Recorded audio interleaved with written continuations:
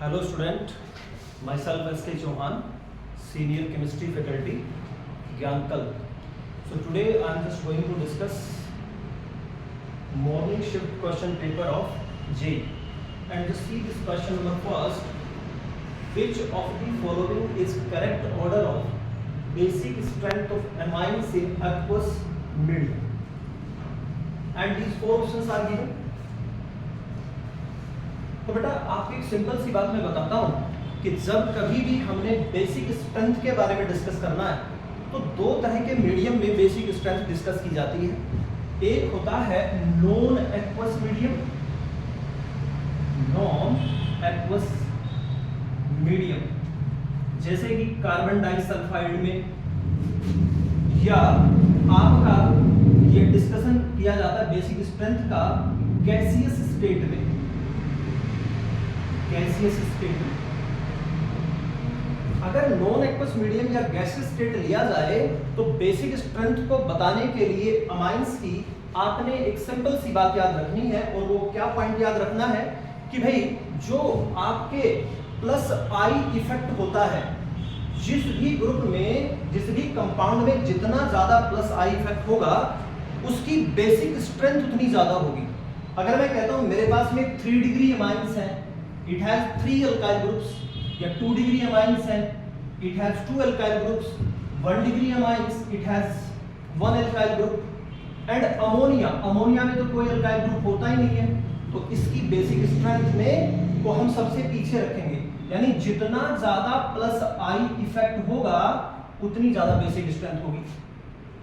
अब यहां पर आपका मीडियम दिया है एक्वस मीडियम। अगर मीडियम एक्वस दिया जाता है, ऐसी सिचुएशन में सिर्फ प्लस आई इफेक्ट से बेसिक नेचर को एक्सप्लेन नहीं किया जा सकता।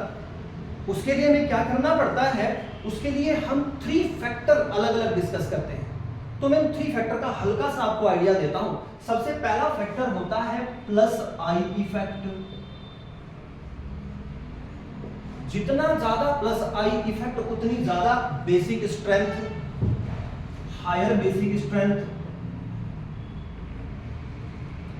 दूसरा इसमें जो फैक्टर होता है वो होता है स्टेरिक रिपल्शन।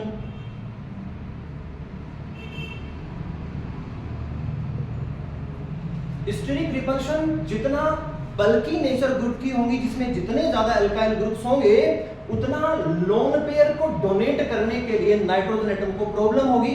इसलिए स्टेरिक रिपल्शन जितना ज्यादा होगा बेसिक स्ट्रेंथ उतनी कम हो जाएगी। यानी ये जो फैक्टर है बेसिक स्ट्रेंथ को डिक्रीज करता है। और जो तीसरा फैक्टर होता है वो होता है hydration effect. Hydration effect, hydration effect depend करता है कि कोई भी आपका एमाइन वाटर के साथ जितने ज्यादा हाइड्रोजन बॉन्ड फॉर्म करेगा उतना वहां पर स्टेबिलिटी ऑफ एमाइंस हो जाएगी और बेसिक नेचर उतनी बढ़ जाएगी। तो इन तीनों फैक्टर का जब हम रिजल्टेंट निकालते हैं एक्वस मीडियम में, तो बेटा 2 नंबर आपने सिंपली याद रखने, क्योंकि हमने क्वेश्चन को क्विकली सॉल्व करना है। तो 2 नंबर आपने क्या याद रखने, आपने एक नंबर याद रखना है 213,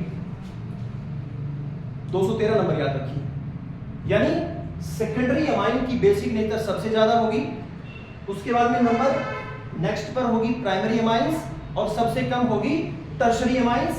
एंड इसमें अल्काइल ग्रुप जो होना चाहिए वो मिथाइल होना चाहिए। और अगर अल्काइल ग्रुप मिथाइल नहीं है तो ऐसी सिचुएशन में नंबर याद रखिए 231, यानी सेकेंडरी दोनों केसेस में सबसे ज्यादा।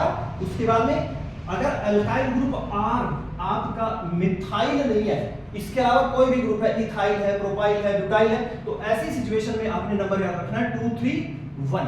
अब अपनी तरह ऑप्शंस देख लेते हैं।